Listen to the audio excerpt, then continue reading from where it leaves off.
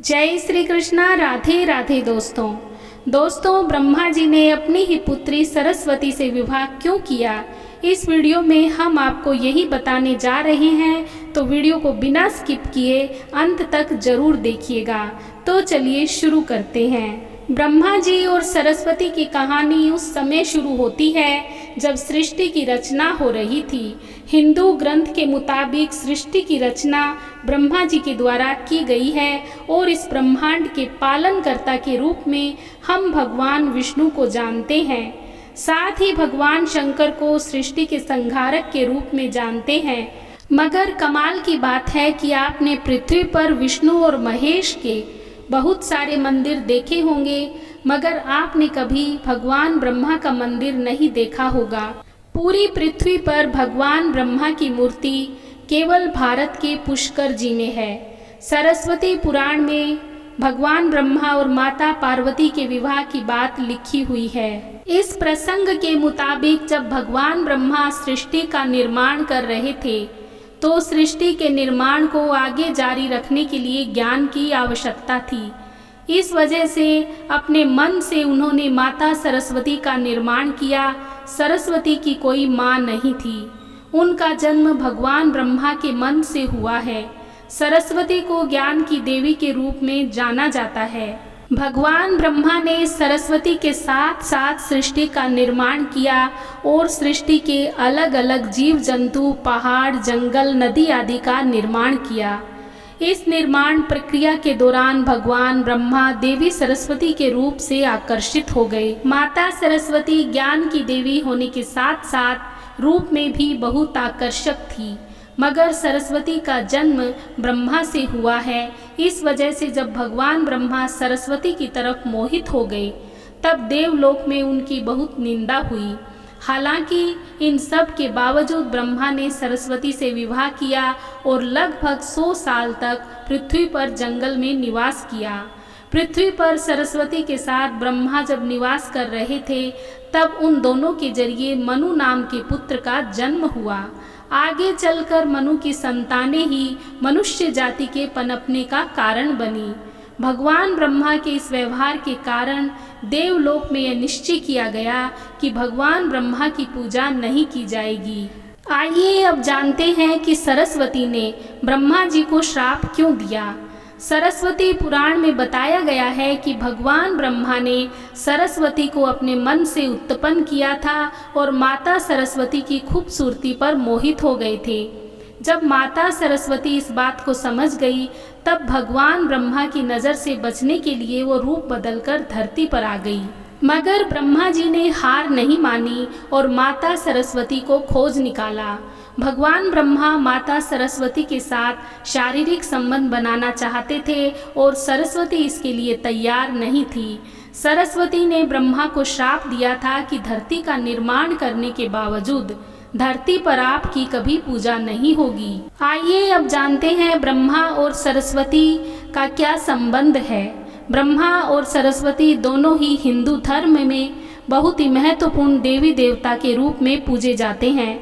इनसे जुड़ी किसी भी जानकारी पर भरोसा करने से पहले आपको वेद पुराण पढ़ना चाहिए। सबसे पहले आपको बता दें कि हिंदू धर्म की सारी जानकारी वेदों में दी गई है।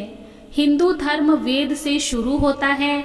इसके साथ ही वेद में इस तरह की किसी भी देवी देवता का वर्णन नहीं है। हम जितने भी देवी देवताओं के बारे में जानते हैं उन्हें केवल पुराणों में लिखा गया है। अब आपको यह भी समझाना होगा कि ब्रह्मा और सरस्वती के संबंध को लेकर जो जानकारी दी जाती है उसमें कहा जाता है कि इस जानकारी को सरस्वती पुराण से लिया गया है। मगर सरस्वती पुराण नाम का कोई भी पुराण हिंदू धर्म में मौजूद नहीं है। हिंदू धर्म में 4 वेद और 18 पुराण की बात कही गई है। इन 18 पुराणों में सरस्वती पुराण नाम का कोई भी पुराण मौजूद नहीं है। कुछ बड़े पुराणों को उप पुराण में विभाजित भी किया गया है, मगर उप पुराण में भी सरस्वती पुराण नाम के किसी भी पुराण का जिक्र नहीं है। कुछ जगहों पर मत्स्य पुराण की बात की जाती है, मगर इस पुराण में भी आपको सरस्वती और ब्रह्मा के विवाह जैसी कोई जानकारी नहीं मिलेगी। ऐसे में सवाल उठता है कि ब्रह्मा और सरस्वती के बीच कौन सा संबंध है।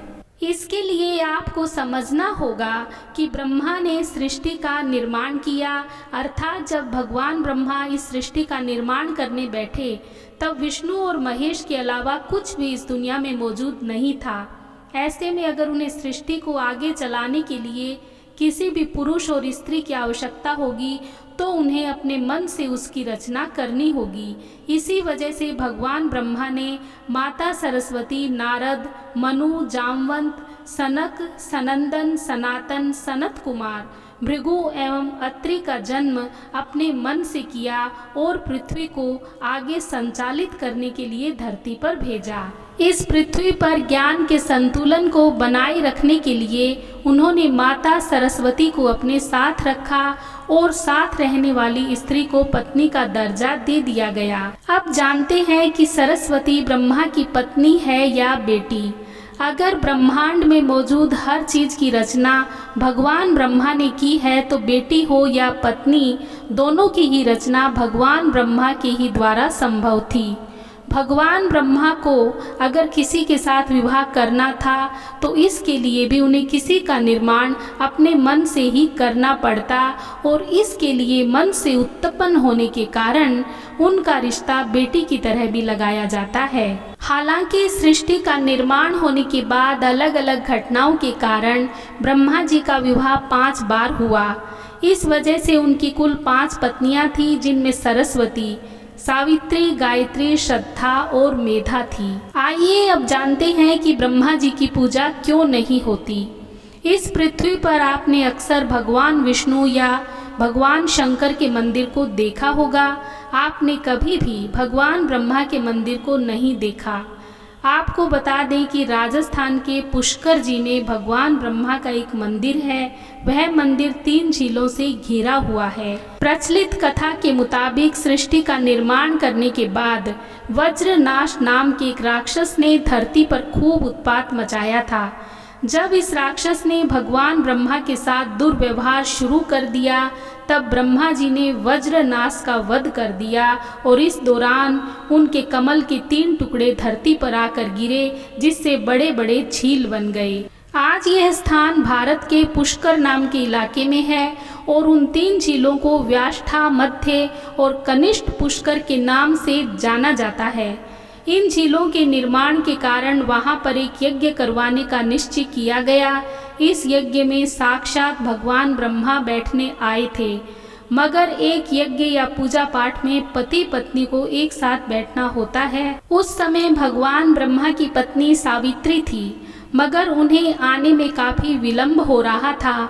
बहुत देर इंतजार करने के बाद पूजा का मुहूर्त खत्म होने से बचाने के लिए भगवान विष्णु ने एक सुझाव रखा कि ब्रह्मा जी की शादी इस पूजा के दौरान की जाए। इस विचार पर सहमति दिखाते हुए नारद मुनि ने गायत्री नाम की एक स्थानीय लड़की को भगवान ब्रह्मा के साथ विवाह करने के लिए मना लिया।